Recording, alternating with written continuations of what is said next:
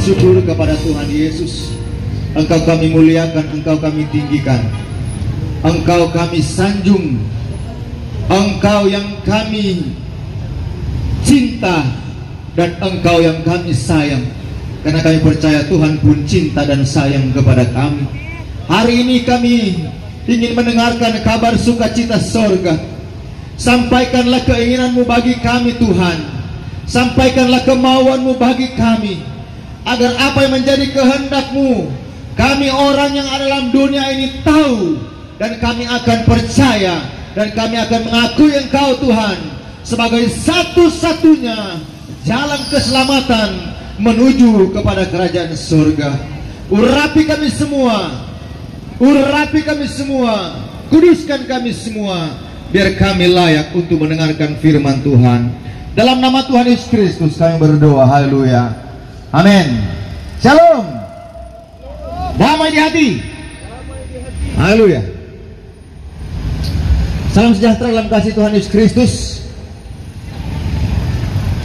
Pagi hari ini kesempatan yang terbaik bagi kita semua untuk menerima berkat-berkat Tuhan, berkat-berkat rohani lewat pemberitaan firman Tuhan. Tidak kebetulan kita berjumpa di tempat ini, tidak kebetulan kita bertemu di tempat ini. Baik pemilik toko, baik penjual-penjual, baik pengendara kendaraan roda 2, roda 4, barangkali ada yang roda 3. Kita percaya tidak kebetulan kita ada di sini. Kita semua datang di tempat ini. Kita semua berkumpul di sini untuk menikmati sukacita surga. Orang sekarang ini sedang bergelut dengan kesusahan, keberatan dunia. Tetapi kesempatan hari ini kita menerima sukacita surga. Haleluya. Di sini ada yang berjualan pepaya, berjualan manggis. Kita cari-cari kadondong yang tidak ada di sini. Ya, ya, buah pepaya, buah manggis, buah kedondong. Cakep. Bilang cakep buah. Sekali lagi. Buah pepaya, buah manggis, buah kedondong. Biar supaya jangan menangis dong. Puji Tuhan. Haleluya. Nah, itu hanya selingan awal. Saya percaya kita semua diberkati oleh Tuhan, ya. Kita akan mendengarkan firman Tuhan di dalam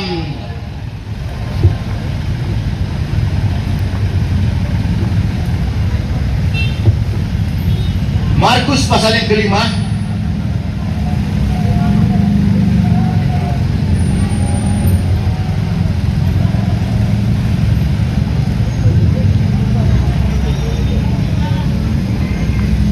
Markus pasal yang ke-5 ayat yang ke-41 dan 42. Markus pasal yang 45 ayat yang ke-41 dan 42. Lalu dipegangnya tangan anak itu, katanya, Talita kum, hai, yang berarti hai anak, aku berkata kepadamu, bangunlah. Seketika itu juga anak itu bangkit berdiri dan berjalan. Sebab umurnya sudah 12 tahun. Semua orang yang hadir sangat takjub. Saudara kasih Tuhan, bahwa cerita kita dalam Markus pasal yang ke-5 ayat 41 sampai 42 ini menceritakan tentang seorang yang bernama Yairus. Yairus adalah seorang kepala rumah ibadat di luar kota Yerusalem di zaman itu. Ya, dia seorang kepala rumah ibadat. Kalau sekarang kepala rumah ibadat paling orang sebut pendeta, ketua jemaat, dan lain, atau gembala dan lain sebagainya. Ya, Yairus adalah seorang kepala rumah ibadat. Dia seorang kepala ketua jemaat. Tetapi walaupun dia seorang kepala rumah ibadah, satu hal yang dia sadari bahwa dia tidak pernah luput dari yang namanya pergumulan. Dia tidak pernah lepas dari yang namanya pergumulan.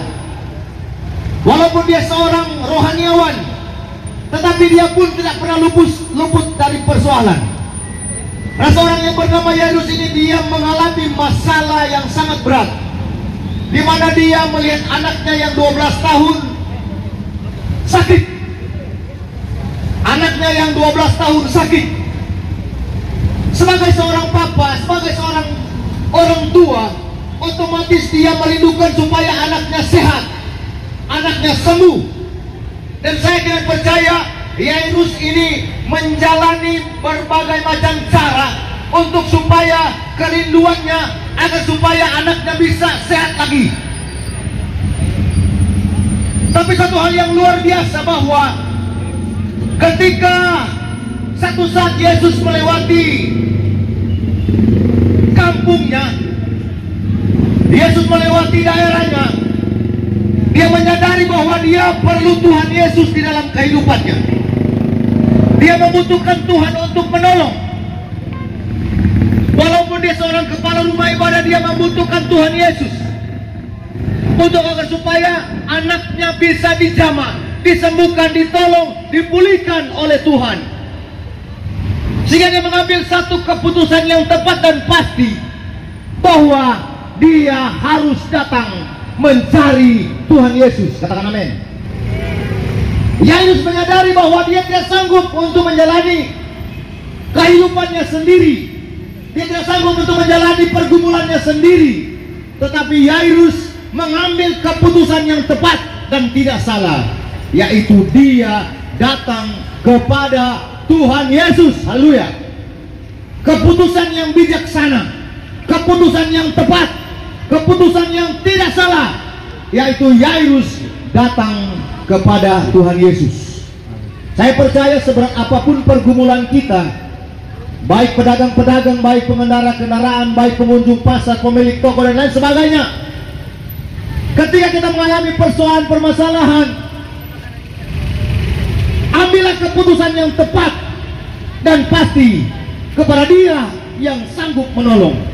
Nah, kita melihat di sini bahwa seorang yang bernama Yairus, dia melihat anaknya yang sakit hampir mati. Anaknya Yairus ini sakit, ditulis sama Alkitab hampir mati.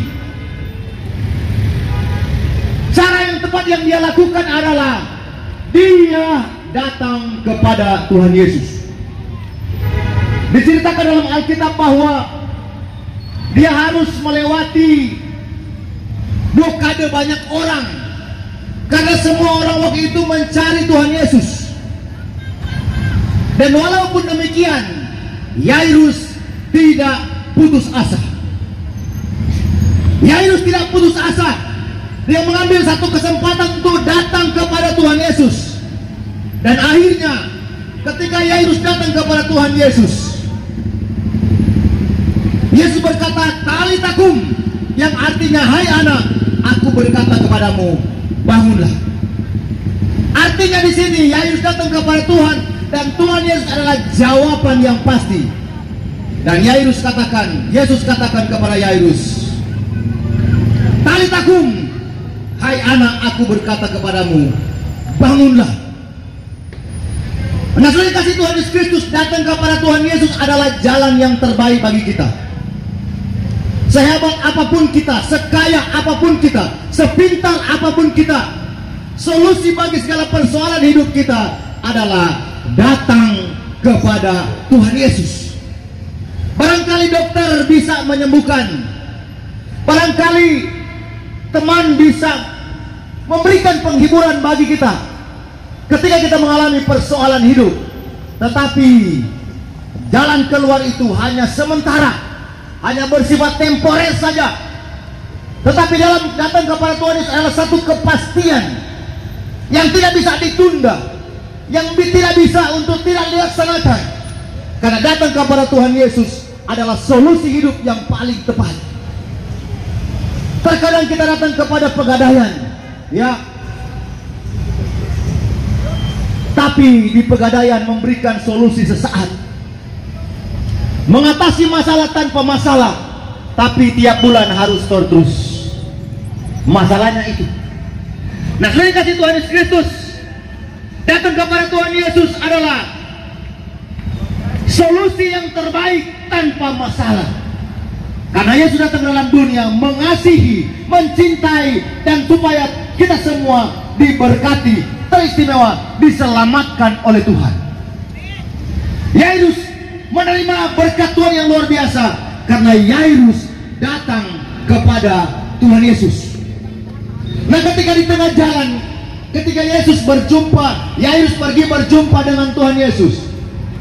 Ada orang keluarga Yairus datang bilang begini, Yairus, engkau tidak perlu lagi menyusah-nyusahkan Tuhan Yesus. Yairus, sudah jangan panggil Tuhan Yesus, karena nganapi anak somati. Nah, awal cerita bahwa anak Yairus ini sakit, tapi karena sakitnya parah, akhirnya anak Yairus ini mati. Ketika Yesus belum sampai di rumah Yairus, anaknya mati. Informasi yang diterima oleh tetangga, oleh birman, oleh orang terdekat, dia pergi bilang, orang pergi bilang Pak Yairus, Yairus sudah jo, nganapi anak so habis, nganapi anak so mati. Tidak perlu lagi engkau menyusah-nyusahkan guru. Tetapi dalam tulisan Alkitab berkata, Yesus bilang kepada Yairus, Yairus, percaya saja. Jadi tidak panjang Tuhan Yesus katakan. Tuhan Yesus katakan begini, Yairus, percaya saja. Memang ada ketakutan, memang ada kegelisahan, memang ada kekhawatiran, tetapi Yesus berkata kepada Yairus, percaya saja. Amin. Haleluya. Ungkapan ini yang menguatkan iman daripada Yairus. Percaya saja. Apa yang menjadi persoalan kita? Percaya saja bahwa Yesus sanggup menolong. Yesus sanggup memberikan solusi. Yesus sanggup memberikan jalan keluar. Yesus sanggup membebaskan dari segala persoalan dan permasalahan hidup kita. Haleluya. Di tengah jalan orang bilang, Yairus, sudah jo, anakmu sudah mati. Tetapi Yesus bilang kepada Yairus, Yairus, percaya jo Pak kita, percaya saja. Dan ketika mereka sampai di rumah Yairus, Yesus masuk ke dalam kamar dan melihat, memang mendengar bahwa banyak orang yang meratap, banyak orang yang menangis karena memang anak Yairus sudah mati. Tetapi Yesus ada di rumah Yairus dan Yesus melaksanakan mujizatnya. Hai anak, aku berkata, bangunlah. Jadi hanya ini yang diungkapkan oleh Tuhan Yesus, dan anak Yairus bangkit kembali. Haleluya. Puji Tuhan. Ya, Tuhan berkata. Ya. Mengapa mujizat itu ada? Karena Yesus hadir di rumah Yairus. Amin. Karena Yesus hadir di rumah Yairus, sehingga Yesus boleh berkata kepada anaknya, Talita kum, yang berarti, hai anak, bangunlah. Ada 3 hal yang penting yang harus kita ketahui dalam peristiwa ini. Yang pertama adalah Yairus datang mencari Tuhan. Ya, Yairus datang mencari Tuhan. Ya, puji Tuhan, terima kasih. Yang kedua, Yairus percaya akan perkataan Yesus. Dikatakan tadi bahwa Yairus percaya jo, anak itu aman-aman, anak itu pasti sembuh. Walaupun kenyataannya orang sudah bilang, Yairus sudah jo, anak semati. Tapi Yesus bilang, percaya saja. Itu yang kedua. Yang pertama, Yairus mencari Tuhan. Yang kedua adalah Yairus percaya. Yang ketiga, apa yang terjadi? Yesus hadir di rumah Yairus. Ketika Yesus hadir di rumah Yairus, ada mujizat. Ketika Yesus ada di tengah keluarga Yairus, ada pertolongan. Haleluya. Jadi apa yang menjadi kekuatan bagi orang percaya? Hadirkanlah Yesus di rumahmu. Amin. Amin. Hadirkanlah Yesus di rumahmu. Dan saya percaya ketika Tuhan Yesus hadir di rumah kita, di keluarga kita, di usaha kita, di toko kita, di mata pencarian kita, di penjualan kita, saya percaya ada mujizat Allah di sana. Karena Yesus hadir di rumah Yairus, Yesus masuk di dalam kamar keluarga Yairus. Dan dia berkata, "Talitakum, hai anak, bangunlah." Saya percaya hari ini, seberapa berat apapun persoalan kita, yang pertama, carilah Tuhan. Yang kedua, percaya akan kuasa dan mujizat Tuhan. Yang ketiga adalah kita undang Yesus hadir di rumah kita. Kita undang hadir Yesus di keluarga kita. Kita undang Yesus hadir di rumah tangga kita. Kita undang Yesus hadir di toko, di penjualan kita, di apapun usaha dan mata pencarian kita. Kita undang Tuhan Yesus. Dan saya percaya Tuhan Yesus akan memberkati usaha, memberkati keluarga, memberkati kerohanian kita. Mencari Tuhan, percaya kepada Tuhan Yesus, dan hadirkan Tuhan Yesus di hatimu, di hidupmu, dalam segala kegiatan hidupmu. Hadirkan Yesus, dan Yesus adalah solusi yang tepat. Haleluya.